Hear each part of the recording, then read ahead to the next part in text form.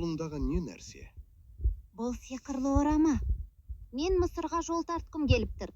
Сіздерді танымал және көрікті жерлермен таныстырғым келеді.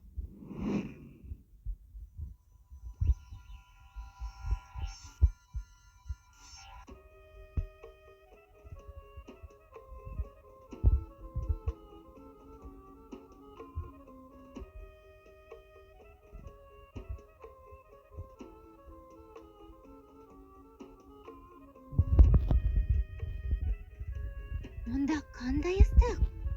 Бақытымызға орай, менде бір керемет лайфхак бар.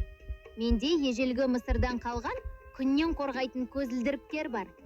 Шынында да, ежелгі мысырлықтар күннен қорғайтын көзілдіріктерді жақсы көрген. Бірақ олар бояудан жасалған. Ежелгі Мысырда ерлер де, әйелдер де көзінің айналасына қара қалам жағатын. Бұл қара бояу койл, күннің жарығынан және желмен бірге ұшатын құмнан көзді қорғайтын. Бұл жануарлар қалайша күн астында ұзақ жүреді, және неге олар мүлдем шөлдемейді? Ал сіз білесіз бе? Өркеш, бұл сиқырлы энергия сөмкесі.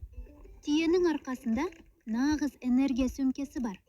Ол аш қалса, сөмке өзі оны тамақтандырады. Қос қабатты кірпік құмнан қорғайтын супер қалқан. Әр кірпігі кішкентай сыпырғыш сияқты жұмыс істейді. Пончик табандар. Түйенің табандары кең әрі жұмсақ. Дәл құмға арналған аяқ киім сияқты. Солардың арқасында ол құм үстімен жұмсақ кілемде жүргендей жүре береді. Мүлде батпайды. Су шаң сорғышы түйе. Түйе су ішкенде кішкентай көлді түгел ішіп жібергендей болады. 1-100 литрге дейін. Мұрын есіктер. Құмды дауыл басталса, түйе мұрнын кішкентай есіктей жауып алады. Шық, құм, кірмейсің. Түйе тірі термокубик. Ол +50 градус ыстықта да, -20 градус суықта да жүре алады. Денесінің ішінде өзінен өзі ауысып тұратын климат контроль бар сияқты. Тікенетті печенье секілді жей береді. Тамақ жоқ жерде түйе тікенеттерді хрум етіп жей салады. Түйе шөлдің нағыз ниндясы. Ол жүргенде тіпті дыбыс шықпайды. Тек жұмсақ пш-пш-пш. Нағыз құм ішімен жасырын жүретін ниндя. Түйе ән айта алады. Ол ырылдайды, мияулап дыбыс шығарады. Комедиялық мультфильмге таптырмас кейіпкер. Қандай керемет! Түйелер соншалықты қызықты жануарлар екенін білмеппін. Алыстағы көрініп тұрған не нәрсе? Таулар ма? Жоқ, таймас. Бұл пирамидалар.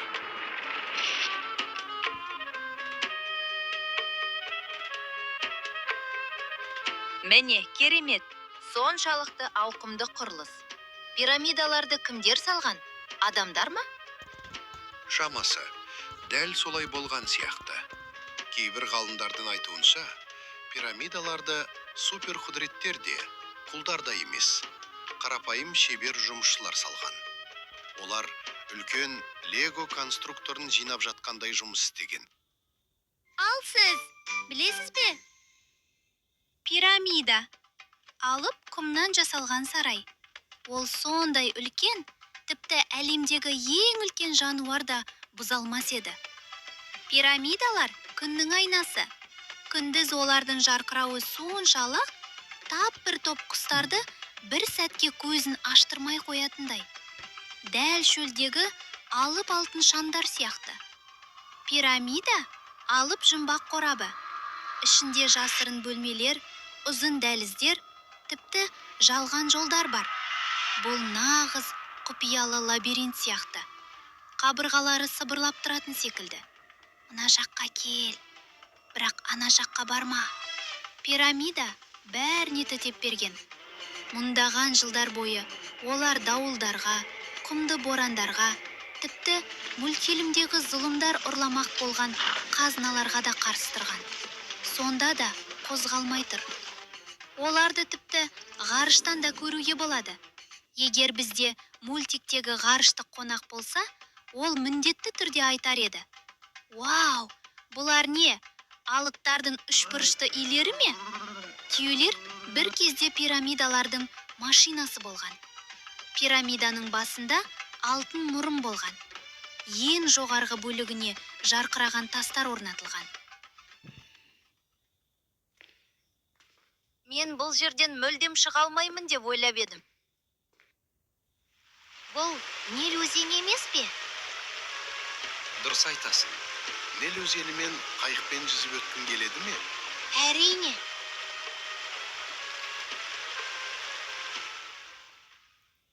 Ал сіз, білесіз бе? Нил ұлы саяхатшы өзен. Бүкіл Мысыр Нилдің бойымен созылған бір ұзын жолдың үстінде тұрғандай. Нилді адамдарға кеме тасып, өсімдіктерді суарып көмектесетін мейірімді саяхатшы жылан ретінде елестетуге болады. Нил ұзындығы 6650 километр супер қаһарман саяхатшы. Ол 11 елден өтеді. Дәл ұзақ сапарларды жақсы көретін мультфильм кейіпкері сияқты.